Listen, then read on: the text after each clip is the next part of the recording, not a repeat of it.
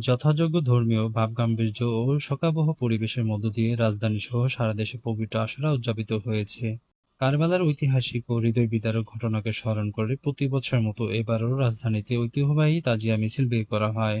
কারবালার স্মরণে শোকের মাতম সকাল থেকে শিয়া সম্প্রদায়ের হাজার হাজার মানুষ নির্দিষ্ট জমায়েত স্থলে জড়ো হতে থাকেন। কালো পোশাক পরিহিত পুরুষ, নারী ও শিশুরা মিছিলে অংশ নেন। মিছিলের মূল আকর্ষণ ছিল কারবালার শোকের প্রতীক সম্বলিত বিভিন্ন নিশান, কৃত্রিম ফোরাত নদী, ইমাম হোসেনের প্রতীকী মাজার এবং তার ঘোড়া দুলদুলের প্রতিকৃতি। মিছিলটি পুরান ঢাকার বিভিন্ন সড়ক প্রদক্ষিণ করে এ সময় হাই হোসেন ধ্বনিতে চারপাশ বাতাস ভারী হয়ে ওঠে। বুক চাপড়ে ইমাম হোসেন ও তার পরিবারের সদস্যদের প্রতি গভীর শোক ও শ্রদ্ধা প্রকাশ করেন অনুসারীরা। তাজিয়া মিছিলকে কেন্দ্র করে ঢাকা মেট্রোপলিটন পুলিশ এবং আইন শৃঙ্খলা রক্ষাকারী বাহিনীর পক্ষ থেকে ব্যাপক নিরাপত্তা ব্যবস্থা গ্রহণ করা হয়। মিছিলের পুরো রুটে অতিরিক্ত পুলিশ ও গোয়েন্দা নজরদারি জোরদার ছিল। নিরাপত্তার স্বার্থে মিছিলে ধারালো অস্ত্র, তলোয়ার, বল্লম নিষিদ্ধ করা হয়েছিল।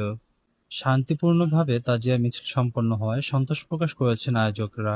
শিয়া সম্প্রদায়ের প্রতিনিধিদের পক্ষ থেকে জানানো হয়, ইসলামের ত্যাগ, ন্যায় ও ইনসাফের প্রতীক আশুরা অত্যন্ত শান্তিপূর্ণ ও সুশৃঙ্খলভাবে এবারে শোক মিছিল সম্পন্ন করেছে।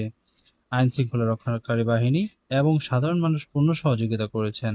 রাজধানী ছাড়াও চট্টগ্রাম, খুলনা, রাজশাহী, সিলেট এবং বিভিন্ন দেশের অন্যান্য জেলাতেও শিয়া সম্প্রদায়ের উদ্যোগে নিজস্ব ব্যবস্থাপনায় তাজিয়া মিছিল ও বিশেষ দোয়ার আয়োজন করা হয়েছে। দিনটি উপলক্ষে সরকারি ছুটি থাকায় বিভিন্ন সামাজিক ও ধর্মীয় সংগঠন আলোচনা সভা ও তবারক বিতরণের উদ্যোগ নেয়।